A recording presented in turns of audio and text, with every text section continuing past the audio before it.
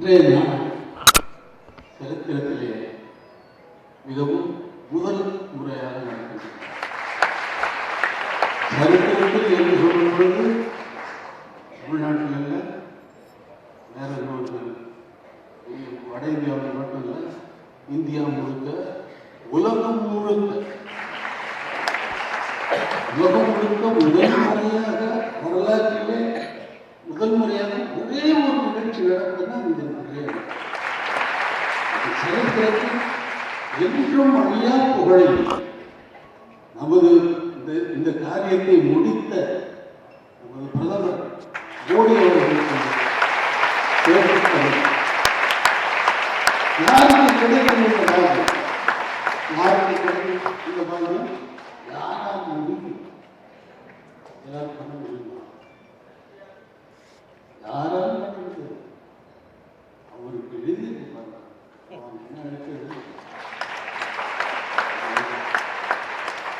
இந்தியாவில் எத்தனை பிரதமர்கள் வந்து போனார்கள்? யார் யார் என்னென்ன செய்தார்கள்? எது சரித்திரத்திலே நிற்கிறது என்று கணக்கு பாருங்கள். யார் செய்தது அதிகமாக இருக்கிறது என்றும் கணக்கு பாருங்கள். மோடி அவர்கள் செய்த காரியம் இருக்கிறது. என்னால் சொல்லும் பொழுது கண்ணில் நீர் வருது.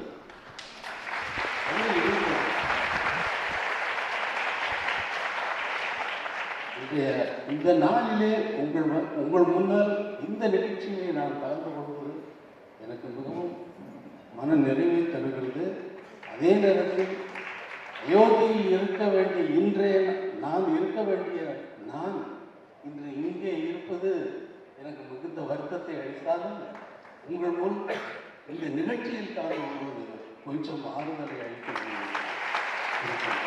நமது இந்தியாவில் எத்தனை கோயில்கள் இருக்கின்றன? ஒவ்வொரு கோவிலும் ஒவ்வொரு மன்னன், அந்த பகுதியில் ஆண்ட மன்னன் அவன் கட்டிய கோயிலாகத்தான் இருக்கு.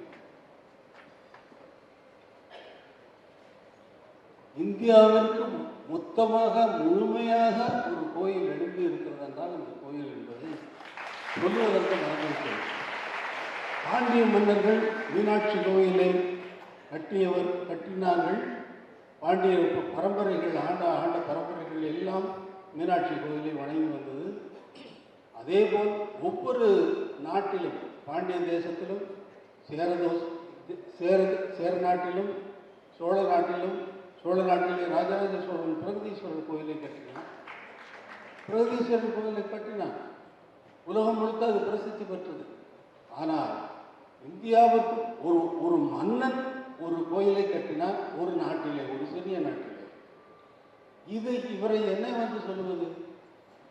இந்தியாவிற்கு மொத்தமாக முழுமையாக இந்த உலகத்திற்கே ஸ்ரீ ராமபிரானுக்காக ராமபிரான் பிறந்த இடத்திலேயே கட்டி இருக்கும் அதிசயத்தை பாராட்ட எவ்வளவு பாராட்டினாலும் தகும். அது சிறிய ஒவ்வொரு மன்னர்கள் கட்டிய வேலையை நமது பிரதமர் செய்திருக்கிறார் என்பதை நான் மறந்துவிட்டேன். செய்திகளை உடனுக்குடன் தெரிந்து கொள்ள உடனே சப்ஸ்கிரைப் பண்ணுங்க.